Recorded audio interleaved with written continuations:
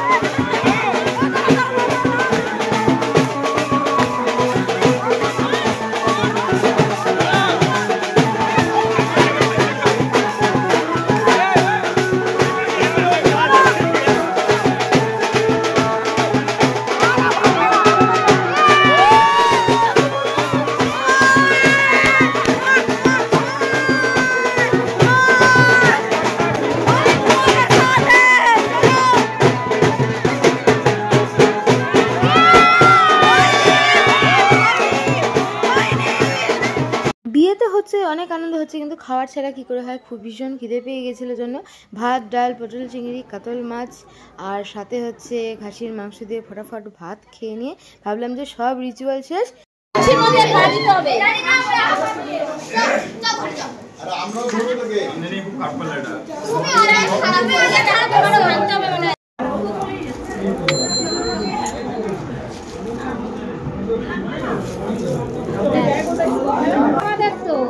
তোমার হেল্প করতে হবে নাকি? মানে ব্যাপারটা হচ্ছে চাল যদি একজনে ঢালে তাহলে দুজনে মিলে উঠাইতে হবে, কিন্তু এখানে ব্যাপারটা সেটা হচ্ছে না, ঢালবে একজন উঠাবে একজন।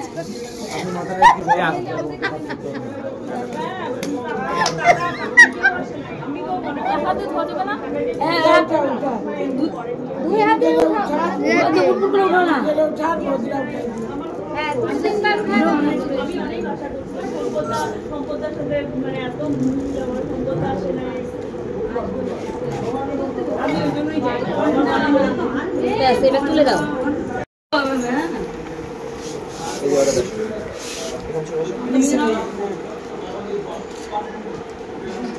আশীর্বাদ করো।